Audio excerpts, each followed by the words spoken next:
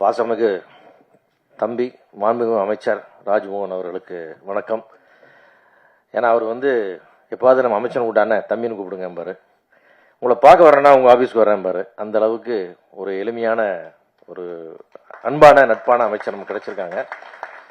நான் முதல்வரை சந்திச்ச போது அவர்கிட்ட நான் சொன்ன ஒரு விஷயம் இதுதான். சார் மிக்க நன்றி. தமிழ் எங்களுடைய தெரிஞ்ச அரசியல் வரலாற்றில் முதல் முறையாக சினிமா பற்றி தெரிஞ்ச, சினிமாக்காரர்களை தெரிஞ்ச புரிஞ்ச நட்பான ஒருத்தர் சினிமாத்துறைக்கு அமைச்சராக கொடுத்துருக்கீங்க, நன்றின்னு அவர்கிட்டயே சொன்னேன். அதனால் ஒரு மட்டற்ற மகிழ்ச்சி. ஏன்னா இவ்வளவு ஃப்ரெண்ட்லியான ஒரு அமைச்சரை நாங்கள் இவ்வளோ வாழ்நாளில் சந்திக்கல. எல்லாரும் தூரமாக நிற்பாங்க, ஒரு வணக்கம்னு சொல்லுவோம், அதோட சரி. தவிர இந்த மாதிரி வாங்கண்ணேன்னு கூப்பிடுற ஒரு அமைச்சர் எங்களுக்கு இல்லை. அதுவும் இந்த சினிமா துறை தெரிந்த அமைச்சர்களுக்கு இது வரைக்கும் வந்ததில்லை. ஏன்னா நாம் போய் ஒன்று விளக்குவோம், அது அவங்களுக்கு புரியாது. அது நம்ம என்ன கேட்குறோமோ அது கரெக்டாக போய் ரீச்சே ஆகாது. அது ஏன்னா அவங்களுடைய பல்வேறு வேலைகளில் இது கவனம் செலுத்த முடியல. இது மேலே ஒரு பேஷன் வேணும்னு நம்ம சொல்லுவோம்ல, ஒரு சினிமா மேலே ஒரு லவ் இருக்கணும், அப்போ தான் அதை செய்ய முடியும்.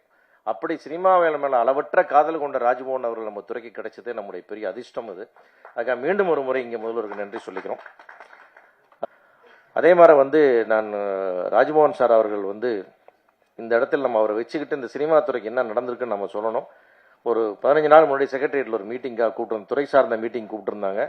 அவர் அருண் ஐஏஎஸ் அவர்கள் தலைமையில் ஒரு மீட்டிங், நம்ம மனோஜ் பரமஹம்ச அவர்கள் கலந்துக்கிட்டாங்க. நாங்கள் எல்லாரும் போயிருந்தோம்.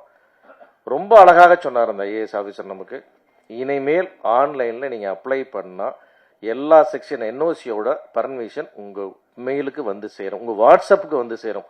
மெயில் இருக்கிறத எனக்கு ஒரு மாதம் டைம் கொடுங்க, அதை வாட்ஸ்அப்பாக கன்வெர்ட் பண்ணி தரேன். இனிமேல் எந்த ஆஃபீஸ்லையும் உங்கள் ஆளுங்க போய் ஒரு ப்ரொடக்ஷன் மேனேஜரோ ஒரு பிஆர்ஓ நிற்கக்கூடாது, ஒரு பைசா யாருக்கும் நீங்கள் கொடுக்கக்கூடாது, எந்த ஸ்டேஷன்லையும் நீங்கள் காசு கொடுக்கக்கூடாது, நீங்கள் நிம்மதியாக ஃபில்ம் பண்ணணும். எங்களுக்கு சிஎம் ஸ்ட்ரிக்டாக ஆர்டர் போட்டிருக்கார், இதை நாங்கள் செஞ்சு கொடுக்குறோன்னு சொன்னாங்க.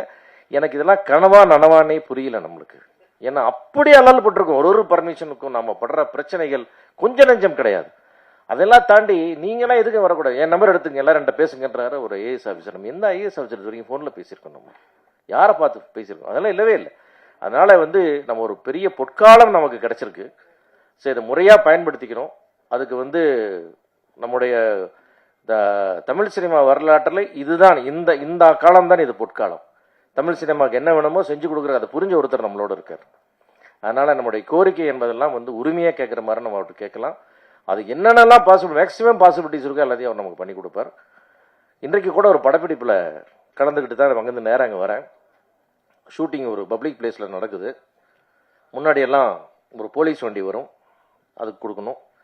அப்புறம் டிராஃபிக் வண்டி வரும், அதுக்கு கொடுக்கணும். பெட்ரோல் வண்டி வரும், அது கொடுக்கணும். இன்றைக்கு ஷூட்டிங் ஸ்பாட்டில் நான் இருந்தேன். 3 வண்டி நின்னாங்க, பார்த்தாங்க, போயிட்டாங்க. ப்ரொடக்ஷன் யாராவது பேர் இல்லை, சும்மா பார்க்க வந்தேன், நீங்கள் போங்க, நீங்கள் ஒருத்தர் கூடங்க ஒரு டிஸ்டர்பன்ஸ் பண்ணல.